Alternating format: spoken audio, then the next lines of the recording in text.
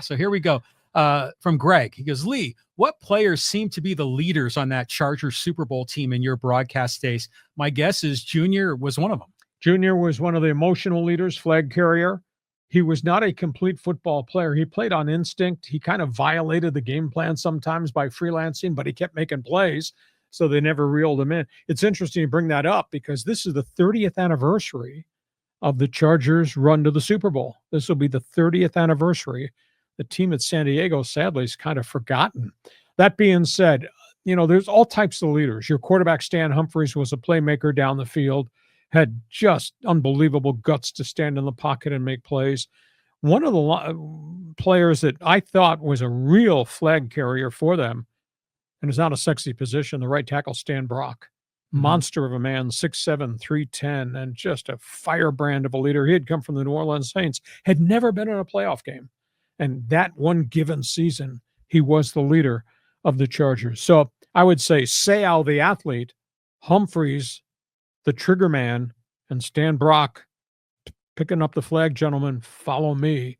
I think those are the three real leaders of that one great year we had with the Chargers when they got to the Super Bowl.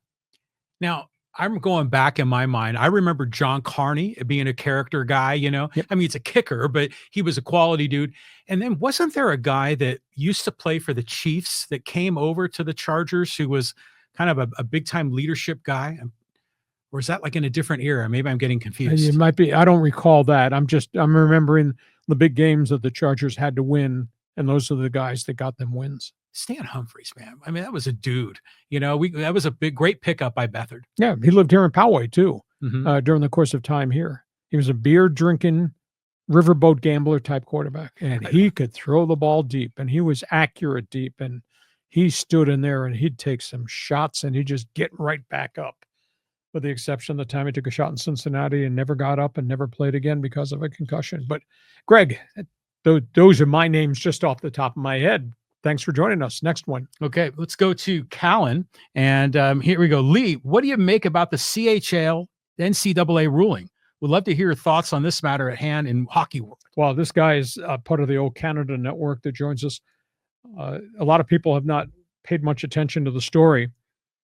College hockey had a rule in place. They would not take any player that was playing junior hockey in Canada because they were considered professionals.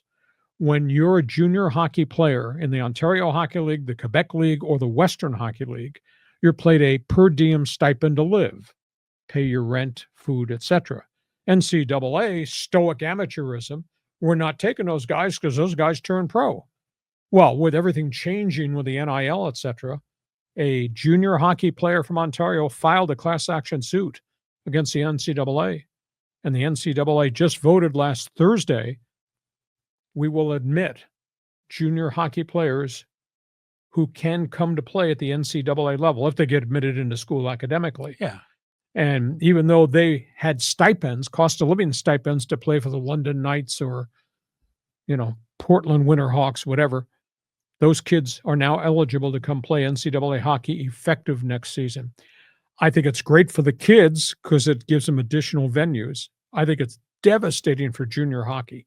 If these kids want to come here and play in a much more structured system, it's going to hurt all the junior hockey teams. Now, granted, all those kids can't come across the border and all get admitted into colleges. I think it'll be great for college hockey. There'll be a different breed of young hockey player that they'll have on their roster. The only asterisk to that, if you have a draft pick, a high draft pick who signs a pro contract and has been sent back to junior at age 19 to play one more year, he's not eligible to come play at Boston University or Boston College because he's got a mega NHL contract. But the other kids, all the 17 and 18-year-olds, 19-year-olds, they can apply for admission. So it's going to change American college hockey. I hope it's not the death knell to the Canadian hockey leagues, those three junior leagues, because that's historically been the developmental ground of young draft picks. So that's a kind of a long-form answer for what has just happened, but it's being talked about. It's going to change college hockey here in the States, which would be good for college hockey. Yeah, and it's good for the kid that's going to college, Sure. And I think it's good that they're relaxing this rule because they'd be hypocrites to take the NIL money, but then deny these guys that got a stipend. That's why the class action suit was filed and why the NCAA backed away so quickly. Good question. Thanks, Callum. Okay, let's go here to Mike. He goes, Hacksaw, miss listening to you in LA. Sasaki would get multi-million-dollar endorsement deals from Japanese brands such as Toyota or Sony as soon as he signs in Los Angeles. Well, if you go pull up a picture on the internet of Dodger Stadium, and what do you see? You see billboards everywhere of Japanese companies. Mm-hmm. They signed, I was told it was between 12 and 15 corporate advertisers jumped on board to become corporate sponsors of the Dodgers once Ohtani signed. Airlines, automobiles, electronics, men's clothing, athletics. It's absolutely phenomenal. And I mean, Ohtani's getting a volume of money. He's always gotten a volume, even when he was with the Angels. And I would think Sasaki's marketability pitching at Dodger Stadium, that's a national brand now in Japan because of Ohtani and what they had done prior with all the other great Japanese pitchers and Korean pitchers and Taiwanese pitchers that the Dodgers have had this relationship with. So, yeah, I think Sasaki's ability to market himself would be much better in the number 2 market in the country than, say, in San Diego or in Boston on the other side of the country. So my gut feel is it's a lock for him to be a Dodger. Yeah, I wouldn't go so far as to say a lock, but it makes the most sense. Now, first of all, this is interesting because when Japanese companies are doing heavy marketing, a lot of it is to attract the TV audience in Japan. Mm-hmm. So when they got like, what was it, 12, 15 million watching the World Series, I would imagine those Japanese broadcast companies are paying MLB for the rights to license that. So that also kind of part of that finds its way into the coffers of the Dodgers and maybe even the other teams in the league. Oh, it's phenomenal. It's phenomenal the amount of money that has been triggered just by Ohtani's arrival at Dodger Stadium. Just absolutely amazing. So we'll see. We don't know when Sasaki's going to get posted. There's a 45-day window once he gets posted for him to make the decision where he wants to go. The feeling is, see, everybody has spent pretty much all their international money already for 2024. The feeling is he'll get posted right after the new year because that will be 2025 money, and he could then get 7.5 million of somebody's international pool rather than whatever's left from the 2.5 million they had this year, because the international pool changes year by year. So I think it'll happen in January, but I do think it'll happen pretty quickly the minute he gets posted. Could a team choose to roll over their international pool leftover money into the next year? Yeah, they could, or they could withdraw some of that money that may have been offered to some kid that was 16. They've elected not to go forward with him. But it'll be fascinating to see. I think he'll be wearing Dodger blue. The rich get richer. Okay, let's go here to Chris. And he says, LeBron has an all-time great performance last night, and the kid stud first-round draft pick was perfect from the three-point line, and the Lakers eked out a win at home against the Grizzlies without Ja Morant. This team is stuck in mediocrity again, and my source is saying they're looking to trade D'Lo for a bag of basketballs. Reaction? Well, D'Angelo Russell has just been very erratic. But again, they painted themselves into the corner because they gave him a 3-year contract with options for him. And after he had a crummy postseason, he opted to stay and get his $18 million. But his game is so hot and cold, you just never know what you're going to get. They didn't play a lick of defense inside. I mean, LeBron was phenomenal. What did he score? 35 last night. He just powered his way. Now, I was stunned because they were blowing Memphis out early. Memphis did not have 2 of its top 3 guards. Memphis is kind of playing with one hand behind their back because they're so short because of injuries. Lakers are not a complete team. At the end of the day, it sure looks like AD and LeBron have to carry the Lakers. Dalton Connect had a good game, but he's also had a pile of bad games along the way, so he hasn't found himself. Hachimura is some nights hot, some nights cold, so there's no consistency. This just looks like it's the same old, same old, same old. Yeah, it kind of is. It is the same old. But I'm talking about the Grizzlies. I was watching part of that game, and it was interesting to see Zach Edey out there on the court. Sure. And he still is he towers over Anthony Davis. But was the other kid, was it Pippen? Was that Scottie Pippen's kid? Used to be with the Lakers, but has finally gotten the chance to get a lot of minutes because of all the injuries to the backcourt. At one point, Memphis last week had all 3 of their top guards out, and they're still out. Desmond Bane is out. Marcus Smart is back, but he's not totally healthy. Morant is gone with a hip. So Scottie Pippen Jr., a couple nights ago, I think he might have scored 21. He's just starting to really find himself as a player, but he used to be with the Lakers, but he never showed very much there. That's a better pickup, I think, than Bronny James.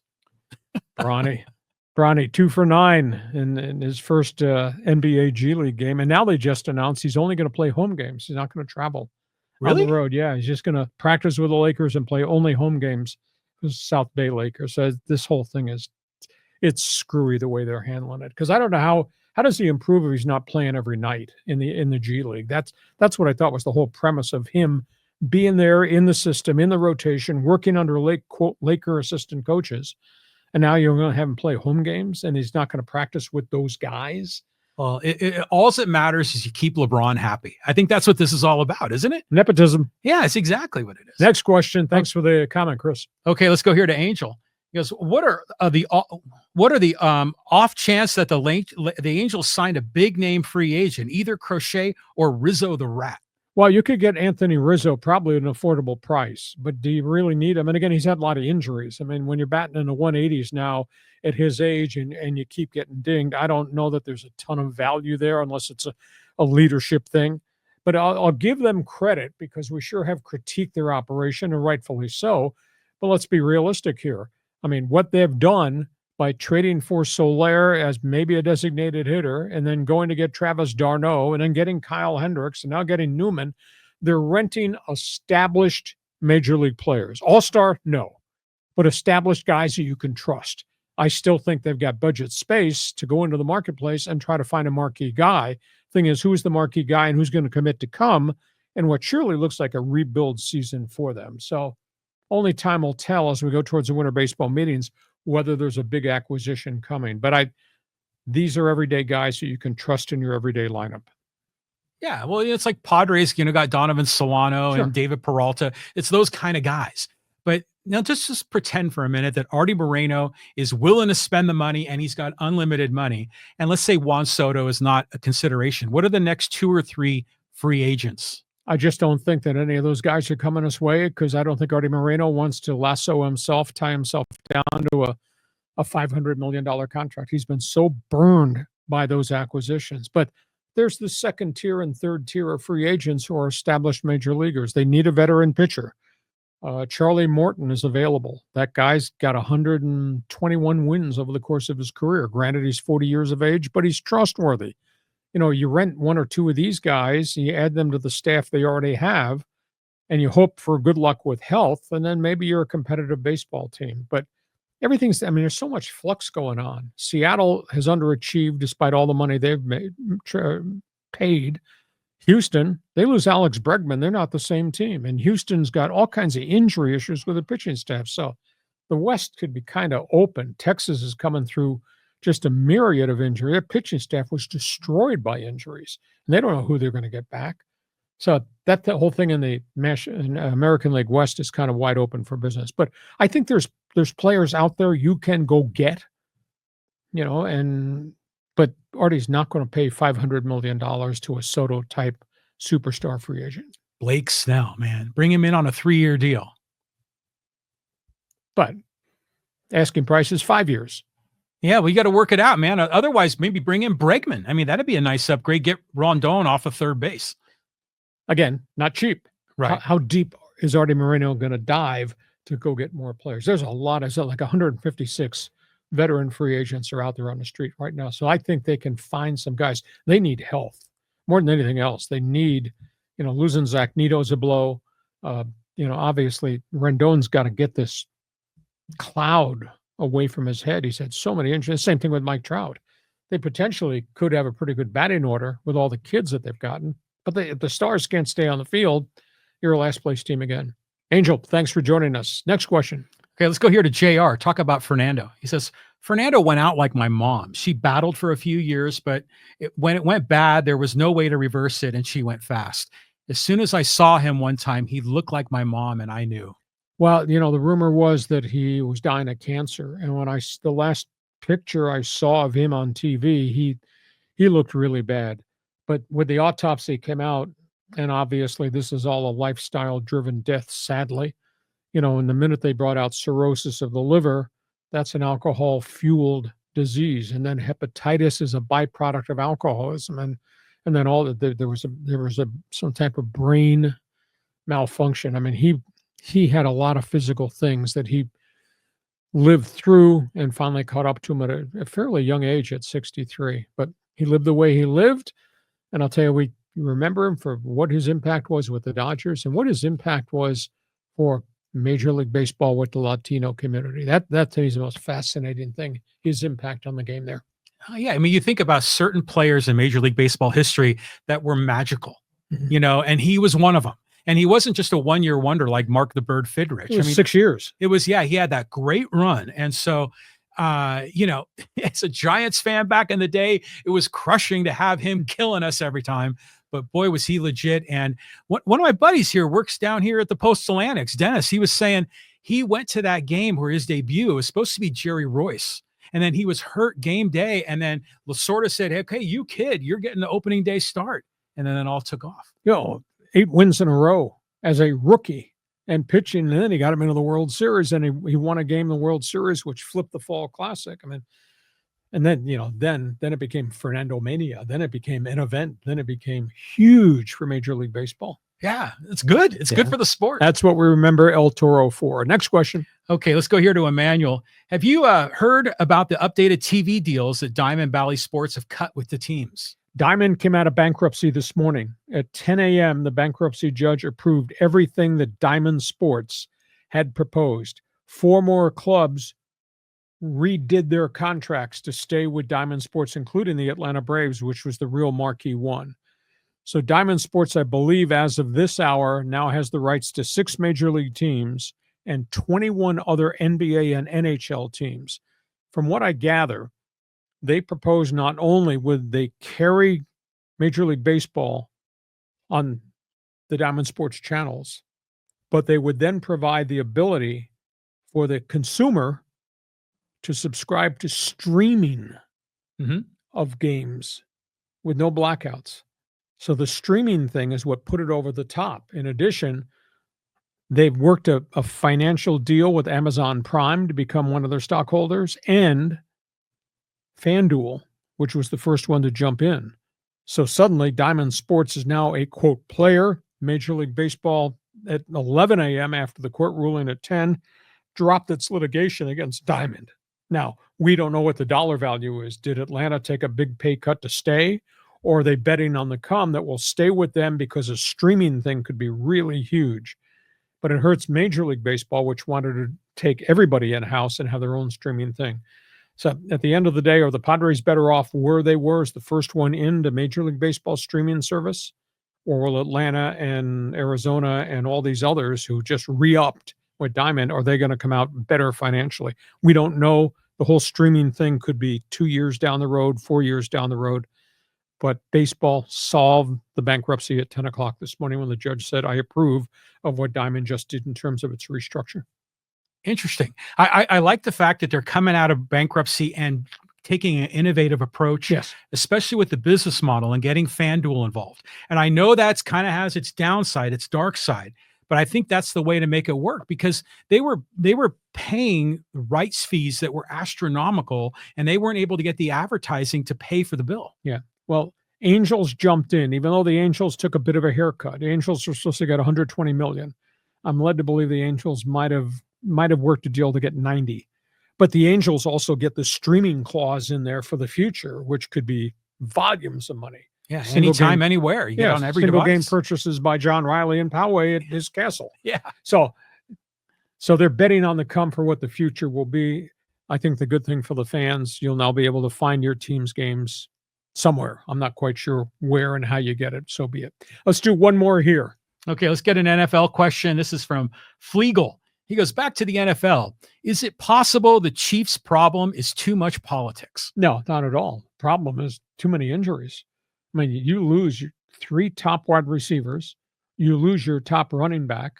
That's huge. Now, the unsung heroes right now in Kansas City's 9-0 run, because I apologized in advance. I thought I said at the top of the show, it's the most unimpressive 9-0 team I've ever seen, because Mahomes is not what Mahomes was. But the big story is what's going on defensively under Spagnuolo. They have gotten better and better and better. I think they're giving up I want to say in the last 5 wins, 256 yards per game in the NFL. So, and the Chiefs' defense has progressively gotten better and better. But I don't think they get out of Western New York unbeaten by Sunday night. I think they're going to get beat by the Bills. Yeah, it's not politics. I mean, who was that guy that got busted for wearing the MAGA hat? Was that a Niners or was that the Chiefs? That was the Niners. It was the Niners. Nick Bosa. That was Nick Bosa. Yeah. And then, and yeah, there was a little bit of the Taylor Swift thing. There was a political angle there, but the thing that I think about with the Chiefs that makes them different and a lot of other teams is that all of their guys are like spokesmen for State Farm Insurance, and you even got like Andy Reid there doing the Fumblerooski and all these other ads, and Travis Kelce, and of course, Patrick Mahomes. Let me correct you. The only thing that makes Kansas City different than anybody else is Andy Reid's brilliance. Oh, you love him. Oh, I love to watch him because I see formations I never ever saw before. And that's Sunday by Sunday. I watch a lot of Chiefs games. And I said, I've never seen this alignment. And look what they're doing with motion. And I watch games differently than you do. But you chart the game. Yeah, I chart all kinds of stuff. But he's one of the really bleeping brilliant guys in X's and O's in formation. They get to the playoffs, and they show you stuff that we haven't seen all year. I mean, that's how bright a light. Well, that's what did in the 49ers, right? And this we got a quarterback who can execute it too, in Patrick Mahomes. Yeah, he's legit. I remember the one play where they did the ring around the Rosie. Yep. I mean, I like seeing that. It's kind of formation, fun. Yeah. And then that's the byproduct of Bieniemy's creative juice too. Right on. So that was cool. Okay, let's do a couple social media here before we put a lid on this. Okay, we put a lid on this here. Let's get to social media. This is a good Padres comment. This is from Jay Lynch. He says, if you want $3.5 million attendance, better sign Tanner Scott, trade Suarez, and bring up Salas and the kid shortstop. That will save payroll. Well, the kid shortstop DeVries and Salas are not ready to be major leaguers. Salas hit 206 in Double-A. So that's 206 in Double-A. Now, he's really young. He's 18 now, and DeVries is 18. Give them another year plus in the minor leagues, and maybe we'll see if they're major league ready. I do agree with you, though. If I could find a way to afford Tanner Scott, but somebody will have to vacate. If I'm giving Tanner Scott $8 to $10 million over the next couple of years to be my setup guy or maybe even my closer, somebody's going to have to depart. I'm not ready to trade Robert Suarez right now because I think Suarez and Tanner Scott and then the lead-in guys, that makes you so vibrant in the bullpen. So I would not hit the eject button on one bullpen guy to keep the other guy. I try to keep them both, but somebody has to vacate. And those guys are probably Hassan Kim and Jurickson Profar and maybe Higashioka. So some guys, they're going to have to leave. They're going to have to lose somebody along the way. But you're going to need to have a collection of guys that are making less than $1 million a year. Whether they're rookies or second or third year players. And but there's experience. Look what they did with Solano and David Peralta. Maybe they bring those guys back for just a smaller pay bump. There will be a whole chunk of those guys that'll be unemployed February 1st. Then that's where they went and got those guys. Mm-hmm. But you got to get the right guys.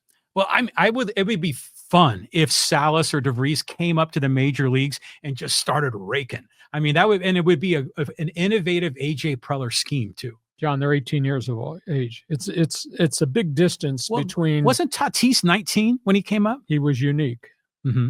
So we'll see, but they're not ready. I don't think either one of those kids are ready, but that's the future, and we'll see where it goes. How about one more here before we put a lid on it? Before we put a lid on it, let's talk a little bit about the NHL. And this is about our concussion topic. He goes, Bozer isn't the captain of the Canucks. It's Quinn Hughes. But other than that, good stuff. Well, I feel really badly for Bozer because he's out, and he got clobbered in an open ice hit by an LA Kings player.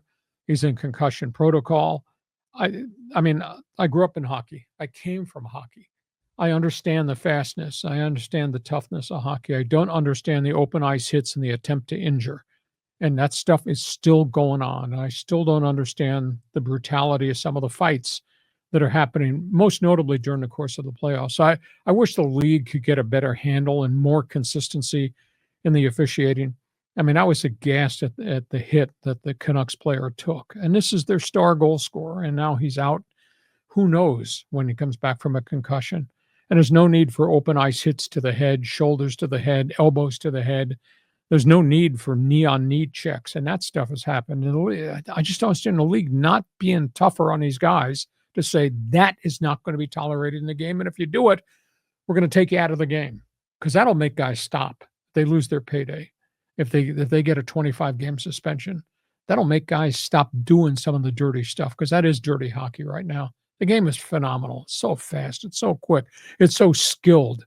But we don't need open ice hits on the Vancouver player that we had. Now, let's pretend for a minute that the NHL, talked to Roger Goodell and got kind of their breakdown and implemented the NFL model in the NHL for late hits and shots to the head. Would that solve the problem? Well, they've tried to clean it up. They don't allow you to hit guys from behind, propelling them head first into the boards. But it still happens. And you can say, well, that's by accident. I'm going to hit the guy moved, he got clipped, he went head first into the boards. That happens occasionally, but there's just got to be better policing to stop all the stuff with the blows to the head, because we're talking about bigger, faster, more physical guys now than we were 10 years ago, 20 years ago, back in the day times. So the collision points, the power of the hits is so much more dangerous to these players now. The league, love the game. I don't love that aspect of the game. I don't understand why Gary Bettman and Colin Campbell can't police the game even stronger to stop that stuff. NFL's done it. Granted, there are still hits. There's still spearing. There is targeting. But it's a lot less now than it used to be. And the concussion numbers have gone down. It's got to happen in hockey, too. Yeah, and then even the NFL changed the game a little bit with the kickoff. So, yeah, the NHL, maybe they need to consider some new ideas. Agree with you. Hey, listen, we hope you've enjoyed this podcast. This